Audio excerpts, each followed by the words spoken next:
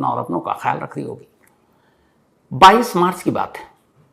22 मार्च को अमेरिकी president Donald Trump, और उस दिन संडे था, अचानक एक ऐलान करते हैं और वो कहते हैं कि अगर ईरान ने हॉर्मुज स्ट्रेट, जहां से तेल और गैस की 20% सप्लाई पूरी दुनिया को होती है, नहीं खोला, रुकावट डाली, तो फिर अमेरिका ईरान के परमाणु ठिकानों के अलावा उनके जो बाकी के इंपॉर्टेंट न्यूक्लियर सेंटर हैं या ऊर्जा जहां से बिजली पैदा होती है, इन बड़े बड़े ठिकानों पर बमबारी करेगा और तहस नहस करके रख देगा। जैसे ही ट्रंप ये ऐलान करते हैं, उसका दुनिया में हाहाकार मच जाता है, क्योंकि अगर हॉर्मुज स्ट्रेट पर जंग शुरू हो जाती है, ईरान के ऊर्जा सेक्टर पर उनके गैस और तेल के ठिकानों पर बमबारी होती है, तो पूरी दुनिया में तेल और गैस की किल्लत होगी। 48 घंटे का टाइम देते हैं डोनाल्ड ट्रंप, लेकिन अभी 24 घंटे भी नहीं बीतता कि अचानक मंडे की सुबह सुबह, वैसे ट्रंप साहब की आदत है वो जब नींद से उठते हैं तो सुबह सुबह को एक सोशल मीडिया पर पोस्ट डालते हैं, और सुबह सुबह वो जहाँ भी होते हैं पहले से मीडिया को पता होता, तमाम कैमरे वहाँ होते हैं, और वो कुछ ना कुछ बोलते हैं जो पूरी दुनिया में हेडलाइन हो जाती है। लोगों को सुबह उठकर आईना देखने का शौक़ है, ट्रंप साहब का शौक़ अलग है। वो सुबह उठकर मीडिया वालों को बुलाते हैं, कैमरे पर कुछ ना कुछ कहते हैं और फिर वापस अपने कमरे में जाते हैं और शायद सोफे पर बैठकर आईने की बजाय टीवी पर अपना चेहरा देखते हैं। शौक़ है उनको मीडिया में आने का। तो खैर, इस धमकी के 24 घंटे भी नहीं बीते। 48 घंटे बाद अब पूरी दुनिया सांसें रोके ये सोच रही है कि अब ट्रंप क्या करेंगे अगर ईरान पे इतना बड़ा हमला करते हैं, वहाँ के ईंधन, गैस, तेल, बिजली सब पर। तो फिर तो तेल और गैस की कीमत अभी तक जो है अब तो किल्लत भी शुरू हो जाएगी, लोग कतार में लग जाएंगे। सब परेशान कि क्या होगा। 48 घंटे का अल्टीमेटम। लेकिन 48 घंटे में से 24 छोड़िए 20 घंटे भी नहीं बीते कि अचानक सुबह सुबह ट्रंप साहब अपने पहले बयान से पलट जाते हैं और कहते हैं कि हम ईरान के साथ 5 दिन का सीज फायर कर रहे हैं। अगले 5 दिनों तक अमेरिका ईरान के किसी भी ऊर्जा सेक्टर पर हमला नहीं करेगा। वहाँ के गैस, तेल या फिर जो बिजली घर और बाकी ऐसी तमाम चीज़ें, ऊर्जा ठिकानों पर अमेरिका हमला नहीं करेगा। 5 दिन के लिए ये सीज फायर है। साथ में ये भी कहते हैं कि ईरान के साथ हमारी बड़ी अच्छी बातचीत चल रही है। अब ये जो बातचीत हुई, ये जो ऐलान किया ट्रंप साहब ने, ये किया मंडे की मॉर्निंग में, यानी कल 23 मार्च को। 22 मार्च को धमकी दी, 48 घंटे का अल्टीमेटम, और 23 मार्च की सुबह सुबह ये ऐलान कि 5 दिन का सीज फायर। सभी चौंक उठे, क्योंकि कहीं से दूर दूर तक जंग के रुकने की कोई गुंजाइश या उम्मीद नज़र नहीं आ रही। और अचानक जिस ट्रंप ने 28 फरवरी को इजराइल के साथ मिलकर ईरान पर बमबारी की, वही कह रहे हैं कि 5 दिन का सीज फायर। एक राहत की सांस ली दुनिया ने कि चलो कम से कम जंग रुके, फिर बातचीत हो जाए और ये जंग ख़त्म हो जाए, तो ये जो तेल गैस की किल्लत है, हर देश परेशान है, उससे निजात मिलेगा, सब कुछ नॉर्मल हो जाएगा। 24 घंटे में ऐसा क्या हुआ कि ट्रंप साहब पलट गए। जिस ईरान को वो आंखें दिखा रहे थे और कह रहे थे कि हम तुम्हारे सारे ऊर्जा ठिकानों, हॉर्मुज को नहीं खोला तो तमाम रास्ते सब तबाह कर देंगे, खाग से लेके फिर हॉर्मुज तक पर कंट्रोल कर लेंगे, कब्जा कर लेंगे, वहाँ हमारी पेट्रोलिंग होगी, तो फिर वो सीज फायर पर कैसे तैयार हो गए। और ऊपर से भी हैरत की बात यह कि उनके इस ऐलान के फ़ौरन बाद ईरान के विदेश मंत्री और ईरानी रिवोल्यूशनरी गार्ड ये की तरफ से बयान आता है कि हम तो अमेरिका से कोई बात ही नहीं कर रहे हैं, न ट्रंप से हमारी बात हो रही है, न किसी अमेरिका के किसी और नुमाइंदे से। तो जब बातचीत नहीं हो रही है तो फिर समझौते का सवाल ही नहीं है, सीज फायर का मतलब नहीं है। और ये सीज फायर अमेरिका रोक रहा है, ईरान नहीं। खैर, इसके पीछे की कहानी क्या वो बताऊं, उससे पहले असलियत बता देता हूं। सीज फायर का ऐलान तो कर दिया ट्रंप ने, लेकिन उसके बावजूद इजराइल लगातार लेबनान और ईरान पर हमले कर रहा है, और ईरान भी पलटवार करके अपने मिसाइल को उसी तरीके से दाग रहा है। सिर्फ फ़र्क ये आया है कि सीज फायर के ऐलान के बाद अभी तक अमेरिका ने अपने कोई मिसाइल या इस तरह के हमले नहीं किए ईरान पर। यानी ट्रंप ने जो कहा वो अपने बस अकेले चल रहे हैं। अब इजराइल उनका पार्टनर है। बेंजामिन नेतन्याहू के एक बहुत ही क्लोज एड रहे उनके साथी, उन्होंने एक स्टेटमेंट दिया था, रिकॉर्ड पर है ये। उन्होंने कहा था कि इजराइल और इजराइल का कोई भी प्राइम मिनिस्टर, और अभी चूंकि नेतन्याहू हैं, अमेरिका से बिना पूछे हुए एक गोली तक नहीं चलाते। तब जब खुद ट्रंप कह रहे हैं कि सीज फायर है 5 दिनों के लिए, जंग रुक जाए, उसके बावजूद इजराइल लेबनान और ईरान पर मिसाइलें दाग रहा है, ये कैसे मुमकिन है। जो इसराइल एक गोली बिना ट्रंप से पूछे चला नहीं सकता है, वो मिसाइल कहाँ से छोड़ेगा। तो यहीं से आया ये एक खेल का सच कि असल में ये सीज़ फायर एक मजबूरी थी, और इस सीज़ फायर के पीछे की कहानी कुछ और है, असलियत कुछ और है, असली खेल कुछ और है। वो असली खेल क्या है वो आपको बताऊं, उससे पहले सिर्फ एक बड़ी इंटरेस्टिंग चीज़ आप जान लीजिए कि इस जंग का और ट्रंप के इस ऐलान का और मार्केट का, बाजार का, पैसे का क्या खेल है। शेयर मार्केट, इसके बारे में आप लोग जानते होंगे, बहुत सारे जो क्राइम तक फैमिली मेंबर नहीं जानते, मैं भी पहले नहीं जानता था। तो उनके लिए असल में शेयर मार्केट किसी भी जो देश का होता है वो उसकी इकोनॉमी की रीढ़ एक तरह से मानते हैं। जिस देश का शेयर मार्केट अच्छा चलता है, ग्रो करता है, उस देश की इकोनॉमी अच्छी होती है। एग्जाम्पल के तौर पर हमारे यहाँ शेयर मार्केट में दो चीज़ें हैं, एक है सेंसेक्स और एक है निफ्टी 50। निफ्टी सेंसेक्स जो है वो BSE यानी बॉम्बे स्टॉक एक्सचेंज के तहत आता है, और जो निफ्टी है वो नेशनल स्टॉक एक्सचेंज के तहत आता है। ये दो ही हैं जहाँ पर ये पूरा शेयर का कारोबार होता है। अब इन दोनों में फ़र्क ये है कि BSE जो है इस देश की 30 सबसे टॉप जो कंपनी है वो इसके साथ लिस्टेड है, मतलब इसकी मेंबर है। और जो NSE है, निफ्टी जिसको कहते हैं, जिसके तहत आता है NSE के, उस निफ्टी में इस देश की 50 बड़ी कंपनियां लिस्टेड हैं। अब शेयर मार्केट में कोई क्यों लिस्टेड होता है, या शेयर मार्केट का कंपनियों से क्या लेना देना है, तो इसको ऐसे समझिए कि बहुत सारी ऐसी कंपनी है, जैसे मुझे एक कंपनी चालू करनी है, शुरू करनी है, मान लीजिए कहानी सुनाने की एक कंपनी शुरू करता हूँ सपोज। अब मुझे पता चला कि उस कहानी सुनाने की कंपनी को या चैनल शुरू करने के लिए मुझे 1 करोड़ रुपए चाहिए।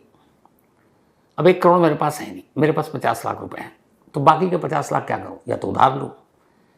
तो यहाँ ये होता है कि चलो उधार मत लो, अगर लोगों को लगता है कि ये चलेगा तो फिर शेयर मार्केट में इसको लिस्टेड कर देते हैं अपनी कंपनी को, मतलब उनके मेंबर बन जाते हैं, उनसे जुड़ जाते हैं। अब वहाँ से पैसा लेते हैं। वहाँ से पैसा कौन देगा, आप जैसे लोग। उन्हें लगता है कि नहीं ये तो चैनल चलेगा, इसमें फ़ायदा है, तो चलो। तब ये हुआ कि कितना शेयर जो कंपनी चाहती है वो उतना मार्केट में उतार देती है। अब लोग ख़रीदते हैं उसको, और फिर ख़रीदने के बाद जो मुनाफा होता है वो उसमें शेयर होता है। तो जितनी भी बड़ी कंपनियां हैं वो किसी भी नई कंपनी को खोलने के लिए, अपनी कंपनी को एक्सपेंड करने के लिए शेयर मार्केट का रुख करती हैं और पब्लिक से पैसे उठाती हैं, उसका फ़ायदा होता है। तो शेयर मार्केट का ये, अब जिस देश का शेयर मार्केट अच्छा कर रहा हो, ग्रो कर रहा है, वहाँ की इकोनॉमी भी अच्छी है। अब शेयर मार्केट में दो चीज़ें होती हैं, एक होती है इक्विटी, एक होती है जो दूसरी है रिटेलर, जो आदमी खरीदता है। क्योंकि शेयर मार्केट में कंपनी लिस्टेड हो गई, इसलिए पैसा भी ले लिया। अब पैसा फंसा के तो रखते नहीं है, तो जैसे शेयर का वैल्यू बढ़ रहा है, मान लीजिए आपने एक कंपनी का शेयर है जो 1 रुपये है और वो 1.5 रुपये हो गया, तो 50 पैसे का फ़ायदा है, तो लोग उसको बेच देते हैं, या कुछ लोग ख़रीद लेते हैं कि और बढ़ेगा। तो इसी तरीके से ये एक जुआ है, रिस्की गेम है, चलता रहता है। ये सारा गणित, हिसाब किताब शेयर मार्केट का भी बैनर्जी से सीख के आया हूँ, मुझे ऐसी बहुत जानकारी नहीं है। तो खैर, अब होता क्या है कि जब कोई हालात बिगड़ते हैं, किसी देश में जंग हो गई, कोई प्राकृतिक आपदा आ गई, सरकार में उथल पुथल हो गई, तो इन सारी चीज़ों का शेयर मार्केट पर असर पड़ता है। अगर सब स्मूथ चल रहा हो तो ठीक है, शेयर मार्केट भी स्मूथ चलेगा, लेकिन अगर हलचल है, कुछ गड़बड़ है, तो शेयर मार्केट में उतार चढ़ाव आएगा। तो उस सूरत में क्या होता है, लोग पैनिक हो जाते हैं। जिन लोगों ने शेयर खरीदा, मुझे लगता है कि पता नहीं क्या होगा, इस सरकार के आने के बाद क्या होगा, या सरकार गिर गई तो क्या होगा, या जैसे जंग चल रही है तो अब तेल और गैस नहीं आएगा तो इनकी कीमतें बढ़ेंगी तो क्या होगा। तो फिर ये लोग धड़धड़ा कर अपने शेयर बेचना शुरू कर देते हैं, और जब बेचना शुरू करते हैं तो फिर उससे ये होता है कि जिस कंपनी का शेयर है वो सब बेच रहे हैं, कंपनी भी परेशान। तो ऐसे बुरे वक्त में खरीदने वाले कम होते हैं, बेचने वाले ज़्यादा होते हैं, क्योंकि मुझे लगता है उनका पैसा डूब जाएगा, हालात पता नहीं क्या है, जंग कब तक लंबी खींचेगी। तो जब भी कोई बुरी चीज़ होती है इस दुनिया में या किसी भी देश में, तो लोग अपना शेयर बेचना शुरू कर देते हैं डर की वजह से। तो हमेशा डर जो है शेयर मार्केट को गिरा देता है। इसलिए आप सुनते होंगे शेयर मार्केट गिर गया, चढ़ गया। जब नॉर्मल सब कुछ अच्छा होता है तो शेयर मार्केट ऊपर, जब डर कर लोग बेचने लगते हैं तो शेयर मार्केट नीचे। हालांकि उसमें यह भी है कि ऐसे वक्त में कई लोग शेयर खरीदते हैं, फ़ायदा होता है, उन्हें पता है फिर उड़ जाएगा। अब मैं कहाँ ट्रंप की चाल बता रहा हूँ और कहाँ आपको शेयर मार्केट में उलझा दिया। तो असल में ये इसलिए आपको बताया कि अब आप शेयर मार्केट की असली कहानी और ट्रंप साहब के इस 5 दिन के सीज़ फायर की कहानी को बेहतरीन तरीके से समझेंगे।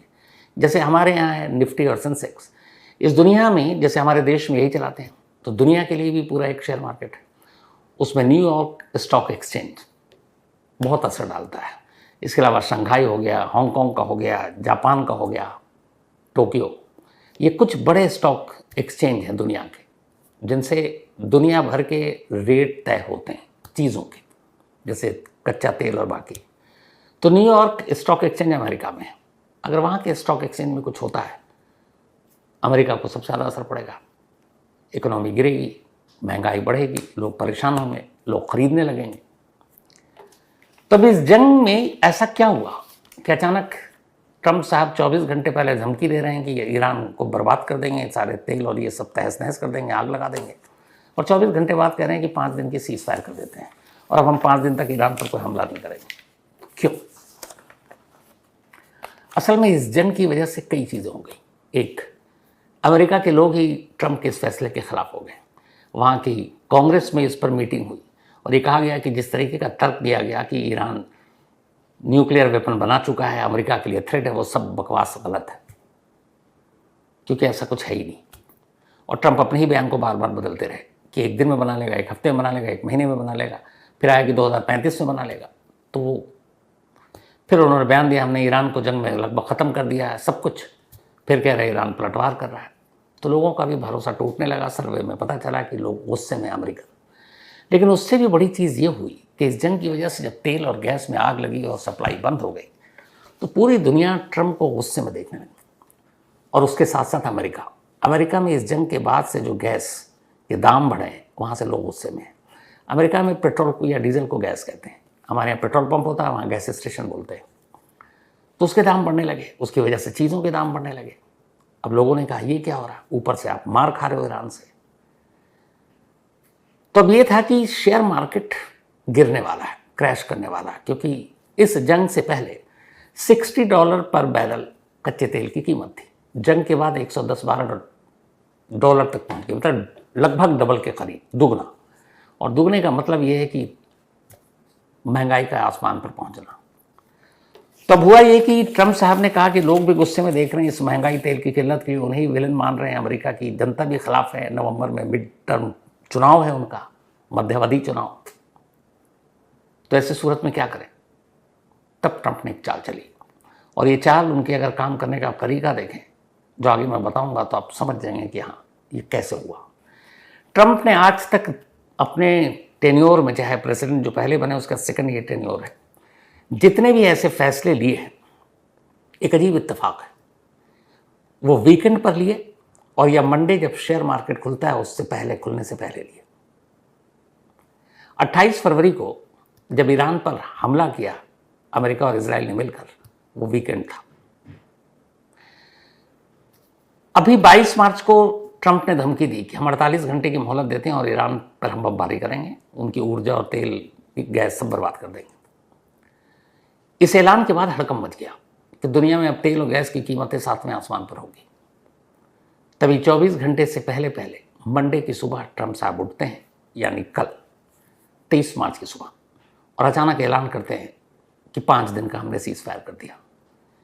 उनके इस ऐलान के 2-2.5 घंटे बाद शेयर मार्केट खुलता है, न्यूयॉर्क स्टॉक एक्सचेंज।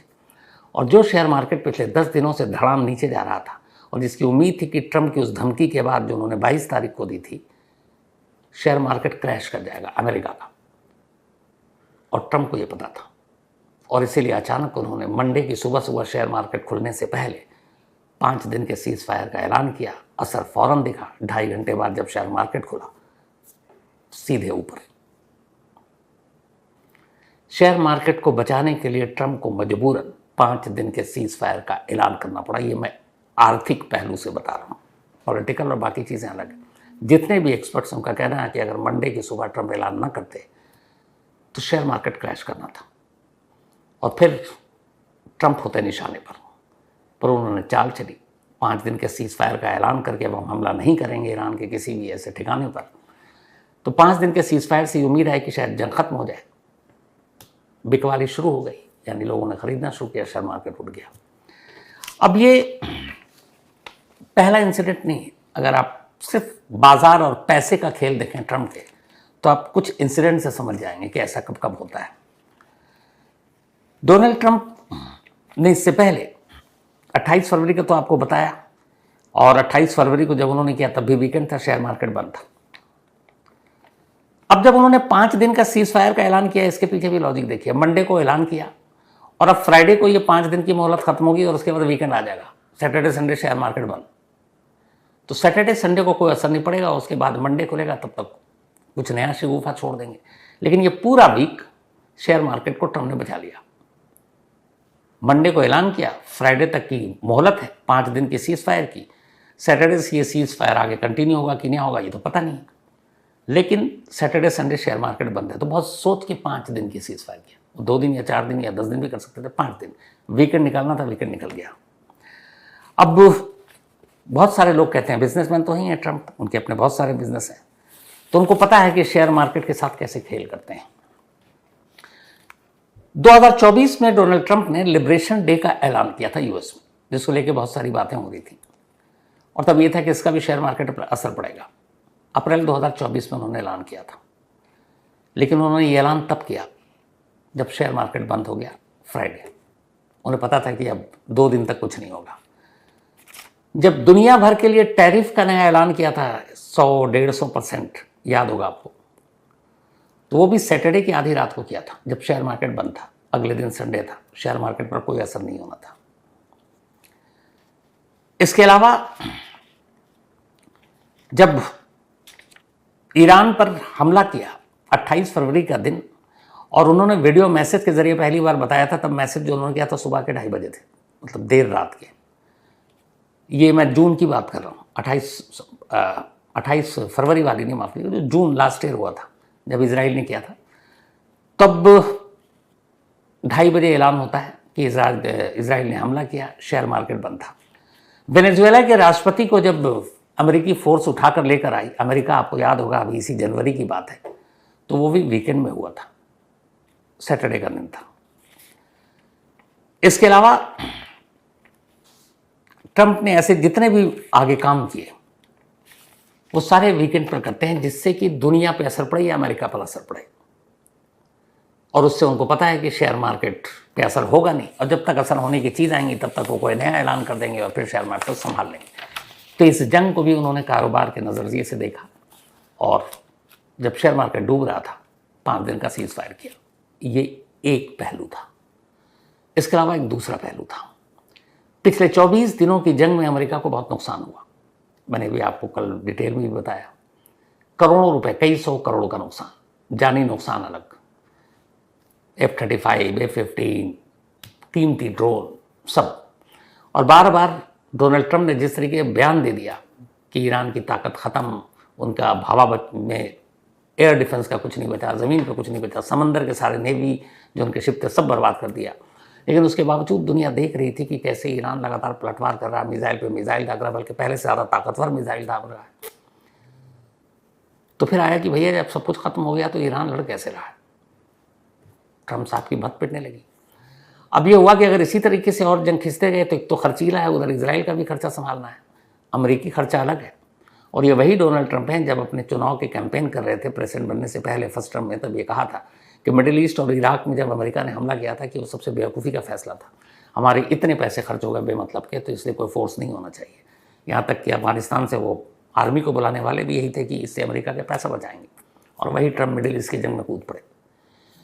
तो पैसा खर्च हो रहा था, ईरान पलटवार कर रहा है, चौथे हफ्ते में जंग दाखिल है, आगे कब तक जाएगा पता नहीं, और जितना जंग लंबा उतना, जितनी लंबी जंग होगी उतना ट्रंप को नुकसान। तो क्या करे, तो फिर एक खेल खेला ट्रंप ने नेतन्याहू के साथ कि मैं सीज फायर का ऐलान करता हूँ, तुम अपने मिसाइल दागने का काम चालू रखो, चाहे वो लेबनान में हो या ईरान, क्योंकि मैं तो कह रहा हूँ कि मैंने कर रखा हो, मैं कुछ करूँगा नहीं। वैसे भी इजराइल सब कुछ अमेरिका के पीठ पर ही तो रख कर रहा है पीछे से, और इस बार ट्रंप को फंसा ही दिया था। तो इजराइल को खुला छोड़ दिया और ट्रंप साहब ने सीज फायर कर लिया, पहली चीज़। दूसरा मकसद ये था कि ईरान किसी तरीके से भी अभी तक घुटनों पर नहीं आया, तो इसे कैसे हराए। तो 5 दिन का सीज फायर कर अपनी पूरी ताकत को दोबारा इकट्ठा करने की एक मोहलत ले ली है, टाइम। और कहते हैं कि इस दौरान में असल में सिर्फ खेल ये है कि इस 5 दिन में ईरान को एक मौका दिया जाए कि लगे कि हाँ अब सब कूल है, और 5 दिन बाद अचानक पूरी ताकत के साथ ईरान पर हमला किया जाए। तो ये एक खेल है जंग की, एक सियासी खेल। तीसरा, इसी दौरान में हिंद महासागर या उधर मिडिल ईस्ट की खाड़ियों में बड़े बड़े अपने जहाज़ अमेरिका तैनात कर रहा है, जिस पे ये सवाल भी उठा जब आप सीज फायर कर रहे हो और दूसरी तरफ जंगी जहाज़ भेज रहे हो, दोनों एक साथ कैसे, जिसमें कई सौ सैनिक हैं। तो उस पर भी दुनिया की नज़र है। ये 5 दिन आई वॉश है ये करके, और ईरान थोड़ा सा लापरवाह हो और फिर पूरी तरह से हमला करे। तीसरी चीज़, ईरान ने पहले ही कहा कि हम तो सीज फायर, हमसे कोई बात हुई नहीं, जंग हमने शुरू नहीं की, अमेरिका ने हमला किया, अमेरिका रोके, इजराइल रोके, मैं तो डिफेंड कर रहा हूँ। तो अगर ईरान हमले जारी रखता है और उस हमले की वजह से भी आने वाले दिनों में भी तेल और गैस की किल्लत होती है, सप्लाई रुकी रहती है, हॉर्मुज़ का स्ट्रेट का रास्ता बंद रहता है, तो पूरी दुनिया में हाहाकार मचेगा। तब डोनाल्ड ट्रंप दुनिया के सामने ये कह सकते हैं कि देखो हमने तो सीज फायर किया, ईरान ही लड़ रहा है। तो ये जो तेल और गैस में आग लगी है, जो दुनिया में महंगाई हो रही है, किल्लत हो रही है, इसका असली विलेन ईरान है, हम नहीं। तो सारा ठीकरा ईरान पर रख देंगे। तो एक चाल ये भी है। तो इसीलिए ये जो 5 दिन के सीज फायर है, ये एक आई वॉश है। और डोनाल्ड ट्रंप के बारे में कहते हैं कि उतनी जल्दी तो मौसम नहीं बदलता जितनी जल्दी वो बदलते हैं। हर सुबह उठकर एक नया शगुफा जो पूरी दुनिया में हेडलाइन बन जाती है। 24 घंटे पहले 48 घंटे का अल्टीमेटम देने वाला शख्स 24 घंटे के अंदर सीज फायर कर देता है। तो अभी 5 दिन तो अभी आप दूसरा बल्कि दिन है, पहला ही दिन है कायदे से ख़त्म होने वाला, क्योंकि अब अमेरिका के टाइम के हिसाब से वहाँ सुबह है, वो कुछ ना कुछ बोल चुके होंगे। तो इन 5 दिनों में उनका रुख क्या होता, कितनी बार पलटेंगे और बदलेंगे, कोई नहीं बता सकता, शायद उनकी टीम को भी नहीं पता होता। तो इसीलिए इस सीज फायर के कामयाब होने को लेकर एक को भी यकीन नहीं है। और यही वजह है कि सीज फायर के ऐलान के 24 घंटे बाद भी इजराइल, ईरान ये आपस में लड़ रहे हैं, मिसाइलें दागी जा रही हैं, लेबनान पर अलग हमले हो रहे हैं, और ये कंटिन्यू है।